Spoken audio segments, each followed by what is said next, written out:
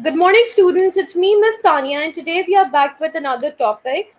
As you all know, that we have discussed agriculture in detail in the previous videos, and if you haven't seen yet, so kindly just go to my channel, and there you can find all of those videos related to agriculture. The topic which I have selected for today is factors affecting production of rice in Pakistan. In this chapter, we are going to discuss in detail about the impacts, the consequences, what are those factors which are affecting.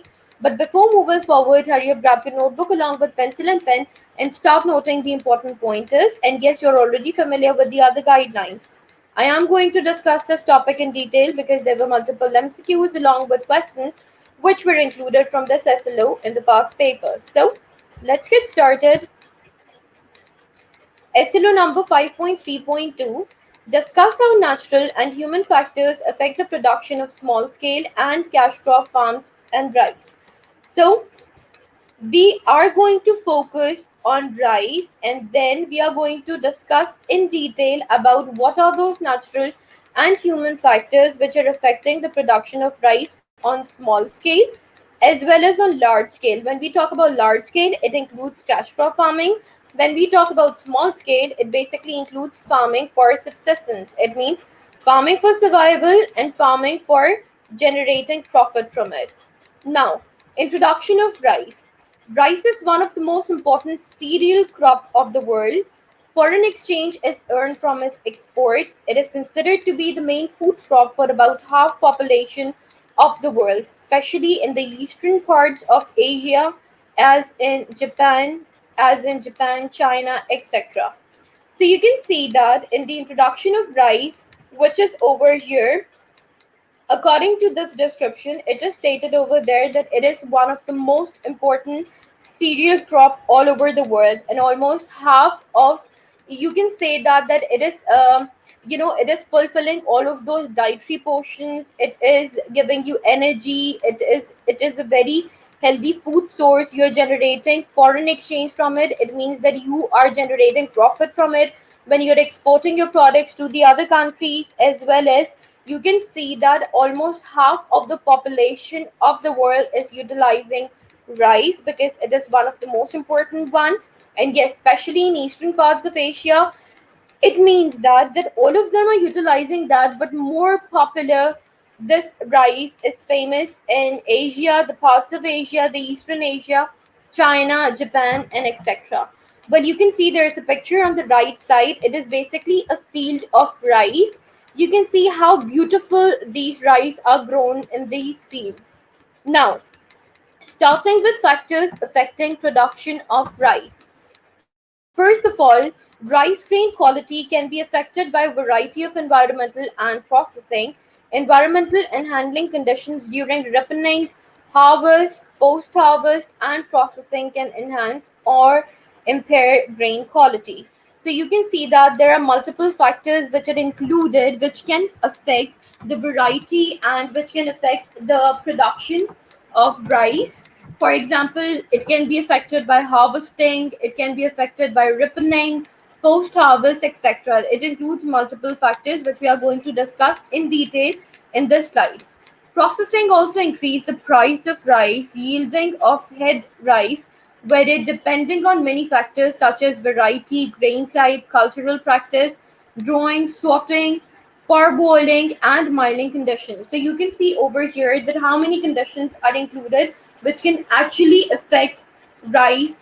Now, discussing these things in detail, the very important part is temperature.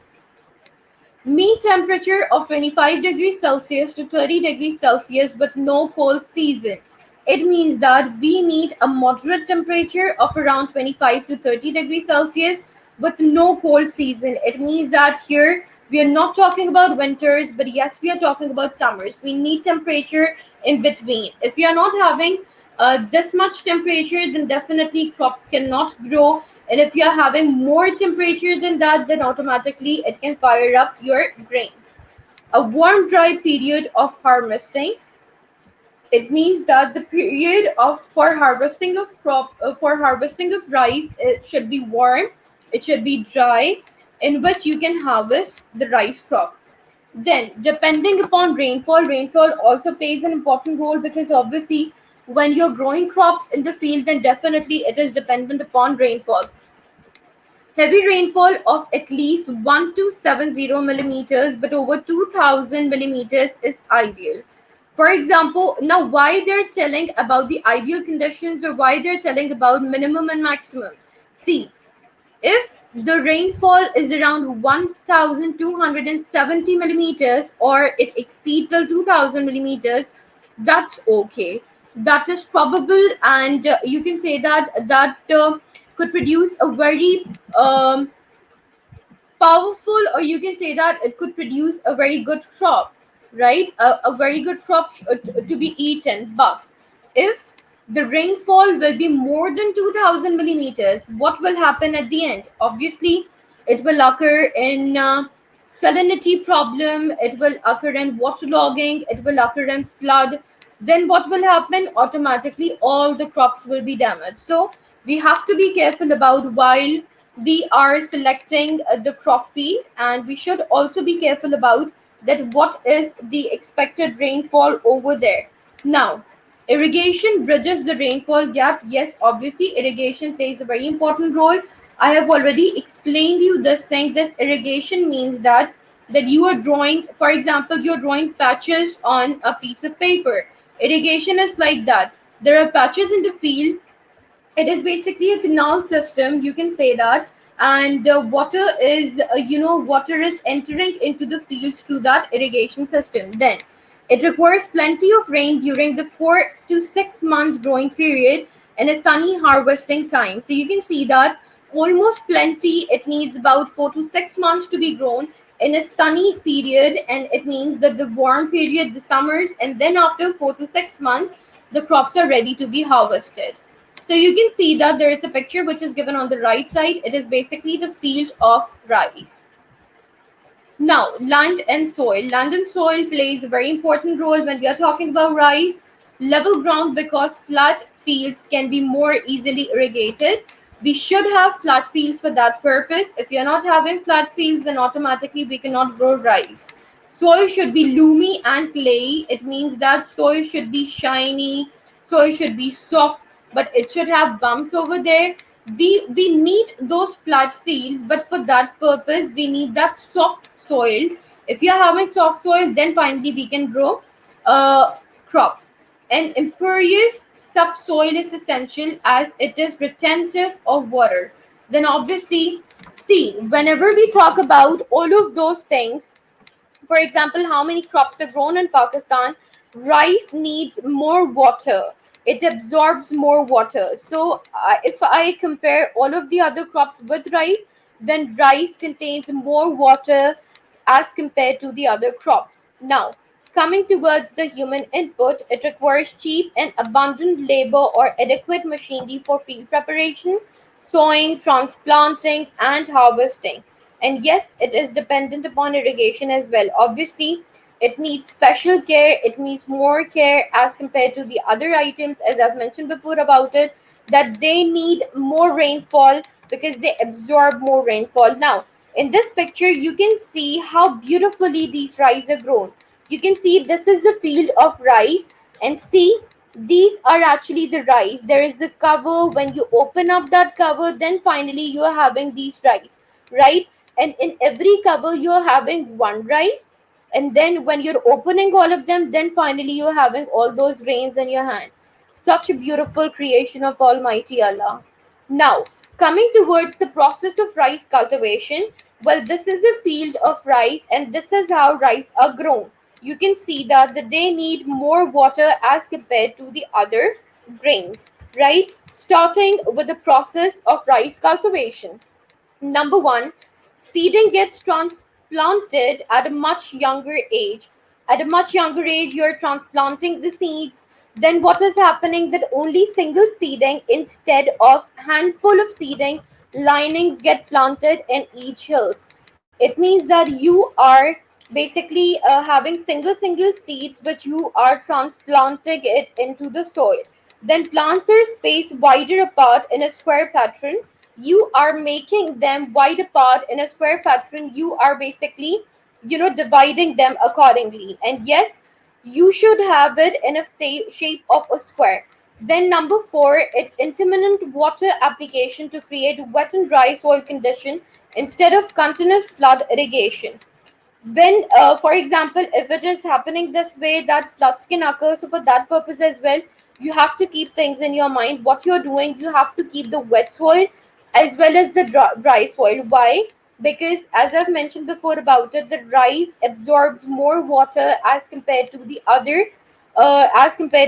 crops which we have studied. So we have to balance both of these things. Then rotary wedding to control weeds and promote soil aeration. So you can see that to just to promote soil aeration and to control weed, we are just what we are doing, we are just making we are just looking after these things, and we are making control, we are keeping control on all of those things. Then number six, increase use of organic fertilizers to enhance soil fertility. Well, we are increasing the organic fertilizers to also to increase the soil fertility, but yes, to save it from pesticides and insecticides as well. So there are pictures as well with these descriptions which you can see, and such beautifully these rice are grown. But still, if you want to see and if you want to watch more about it, then definitely you can search cultivation of rice videos on YouTube. You'll get plenty of them. You can just watch, and there you are going to know more about the process of rice. Now, let's talk about the diseases of rice. Well, all of these are the diseases. I will not jump into details of all these diseases, but yes, these diseases I have just added just for an additional information. A disease known as blast and then brown spot, you can just read the description by yourself. Well, it won't be included in the paper, but that is just an exceptional thing which I'm telling you. Then stem borer is another insect, and then gall midge is another insect. You can see in these pictures that they sit on the fields of the crops, and they can even damage them. Then Gandhi bug, and then rice spa. Well, you can see all of these, they just eat it. And what exactly just happens at the end is that you have to cultivate them, you have to sell it in the markets. If, for example, if they are infected by all of these insects, then if you are just selling those products, so you're not getting that much profit as you have.